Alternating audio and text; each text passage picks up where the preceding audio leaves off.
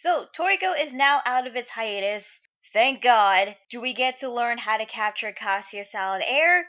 Sort of. Do we at least get to learn what happened a year and a half ago with Zero's Biotope? No. Sadly, we don't. Ugh. Oh, am I kidding? I still like this chapter.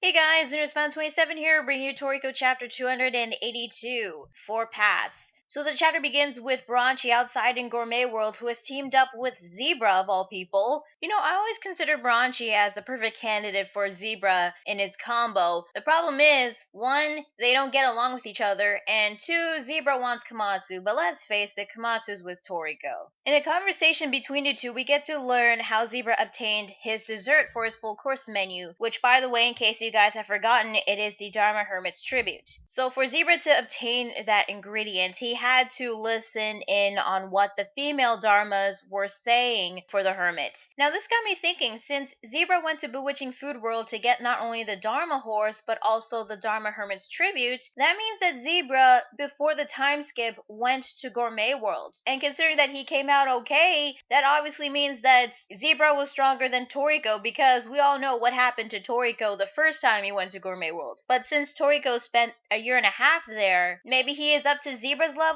or maybe Zebra is still stronger than Toriko? I'm not sure. Anyway, Zebra and Branchi made it to their destination, which is Stardust Hill, the hill where all different sizes of meteor rain pours down from the sky. Meteors are falling down from the sky in Gourmet World. Actually, that doesn't surprise me. We cut back to a few hours earlier where Milk II and Atashino were explaining to the whole group before they went out in Gourmet World that they'll be splitting up into 4 teams. Each team will be taking a different route, and their objective is to head to Slow Rain Hills. The same place, by the way, that Ichiryu, Atashino, and Milk I were a year and a half ago, where they were confronted by Midora. Now, the reason why the team will be split into 4 is to avoid the risk of everyone dying simultaneously, because the weather in Area 8 becomes quite severe at night in Gourmet World than at the daytime. Slow Rain Hills, which I believe is the location to Cassia Salad Air, is located at the center of Area 8. The closer they get to Slow Rain Hills, the heavier the rainfall gets in the region. Each group will be facing different kinds of torrential rains, and going with the 4 Heavenly Kings of Komatsu will be the 3 Bewitching Food Beast Warriors. The first one is Asaisea from Oniga Village, the Blue Oni Dinner. Asaisea, who happens to be an Oni, is named Dinner. And people thought names in Dragon Ball were weird. Anyway, the second member is an up-and-coming Bishokia from Kappa Valley, Kappa Nosh, and the third and final Bewitching Food Beast Warrior is none other than Tengu Branchi. So yes, Branchi is going with them, which is great. As for the other 2 characters, Nosh and Dinner, not sure what to think about them. Their designs are pretty cool, I will admit, but I think these guys might be pretty likable characters. Mappy will also be tagging along with them, and fun fact, him, Takeshi, and Nopekichi were the previous generation's 3 Beast Warriors. Well, considering he was the only one that didn't react over the giant big-ass footprint courtesy of one of the 8 King of Beasts, yeah, we had a feeling that he was pretty strong. With the Dharma Hermit, he tells Mappy to not push himself too hard and says that if they got air and if he ate it, then his illness will go away. Now, we know that the first team is Zebra and Branchi, which, let's face it, people, this was a team-up that we actually wanted to see for a long time. And the second team, when we cut back to the present, is revealed to be Sunny and Nosh. Now, with Nosh, he seems to be a pretty positive, happy-go-lucky Kappa, and for some reason he calls Sunny Mommy. I don't know why he calls him that, he just does. Also, whenever he speaks, he has a sing-songy voice. At least I think he does, considering that there is a music note every time there's a speech bubble next to him. With Sunny, on the other hand, he is not not very happy that he has to team up with an ugly-looking Kappa. You'd think with all the things that he saw in Bewitching Food World, he'd be used to it by now. Anyway, him and Nosh were wearing this heavy cloak thing, which is called a spectral feather robe. A robe made of the feathers of the mystery bird, the spectral Noko. It has very high defensive abilities, and it shows because something shoots down right behind Sunny, leaving a burnt mark, and then it starts to rain lasers. Laser rain. In Gourmet World. You know what? Just when I thought Gourmet World cannot surprise me anymore, it pulls off something like this. I mean, are you kidding me? Lasers as rain?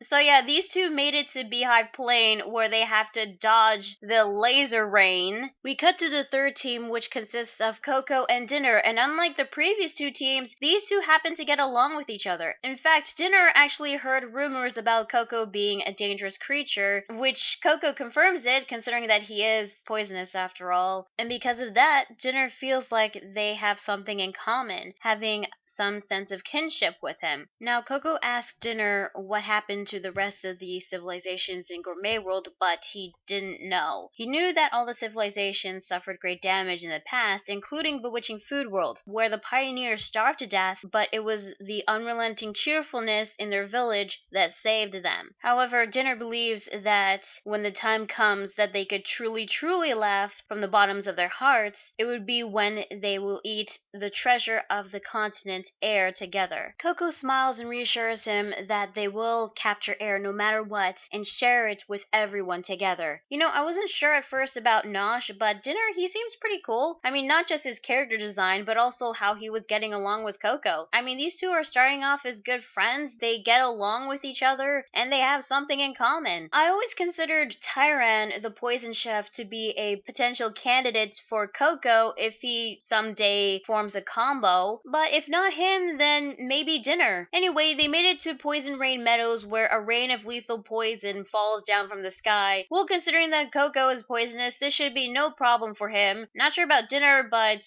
he'll probably be okay too. We then cut to the fourth and final team, which is Toriko, Komatsu, Map, and Kararu. While driving Kararu, Mappy informs them that there has been no one in the village that has ever eaten air, but the village chief, the Dharma Hermit, knows how to cook it, which he learned from a particular network of contacts. Apparently, there is a proper order and route in order to assemble Acacia's full course. Toriko and the others not only have to capture air, but they also have to eat it in order to move on to the next continent, Area 7, where Acacia's soup pair resides. Because if they don't eat air, they cannot move on to the next 7 remaining continents, which they will be hidden. According to Mappy, in Gourmet World, there are tons of places that you can't normally cross. Now, Mappy tells Toriko and Komatsu some of the places, even though they're only heard as rumors. There is a mountain range where you can't breathe. There's a cave where you age at 200,000 times the normal speed. A door that only souls can pass through. And a valley where your thoughts slip away. So they have to clear those places in order to obtain the ingredients of Acacia's full course. And in order to do that, they gotta level up their gourmet cells, which is why it's very important that they capture air, which I believe will be the perfect ingredient for them to level up their gourmet cells in order to go through those places. Suddenly, Toriko senses something which causes him to sweat like crazy. Mappy, on the other hand, senses it too, but he seems to be okay. Komatsu, I wasn't really sure at first. They made it to their destination, which is a huge valley of giant horses. Shimabukuro's artwork on the horses is really good. I especially like seeing the different kinds of species, including the return of the Dharma horse, which is pretty cool to see again. And I don't know why, but when I saw this 2-page spread, the first thing that popped into my head was the Welcome to Jurassic Park theme. I don't know why, but I think it would fit perfectly in this 2-page spread. Now, their destination is called Horse King Hill. It is the nest of one of the 8 kings, Horse King Heracles. So yeah, Toriko, Komatsu, and Mappy are going to meet Horse King Heracles.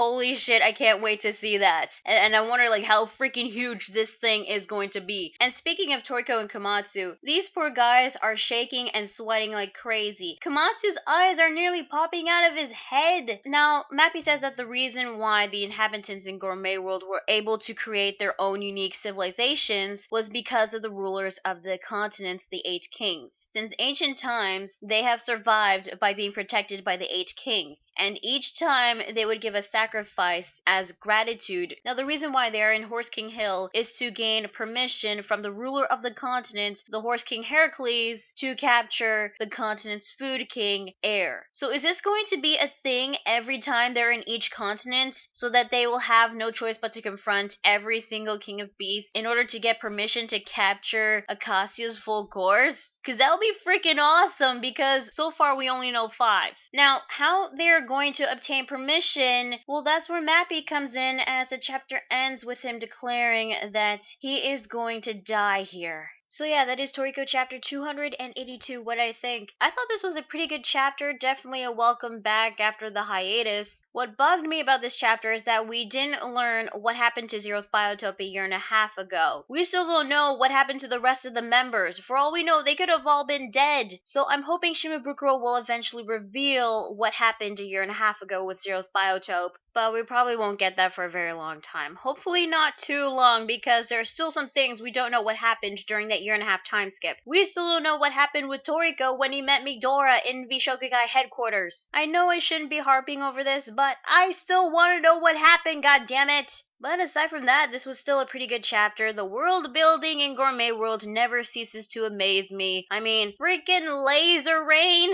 And all of this is happening in one freaking continent. Imagine what the rest of the continents are going to be like. I mean, holy crap. Now, how their journey is going to go, I believe we're going to focus more on the Toriko group first, until we eventually get to the other 3 groups. Hopefully, each group will be focused in the story evenly, one at a time. But with Mappy saying that he's going to die, it sounds like he's going to sacrifice himself to the Horse King Heracles, giving his life in order to obtain permission to capture Air, which is kind of sad, really. And I was starting to like Mappy, but I don't know if that's going to happen, especially with Toriko and Komatsu there. I mean, they obviously are not going to allow Mappy to sacrifice himself, but this is shonen, so it can go either way. Now, according to some bottom text, next issue, the curtain raises on a fierce life or death battle, which I'm hoping, if this is true, then next week we might see Toriko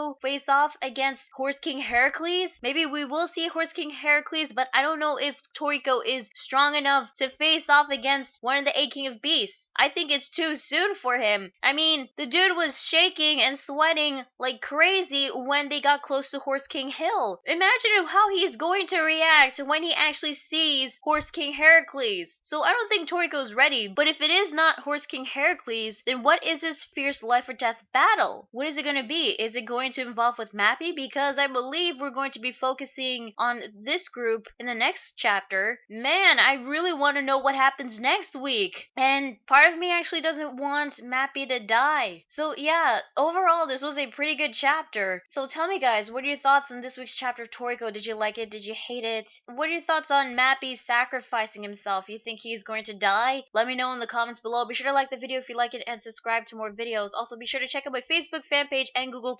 So yeah, that is Toriko chapter 282. I'm going to Spawn 27, and I will see you guys later. Bye.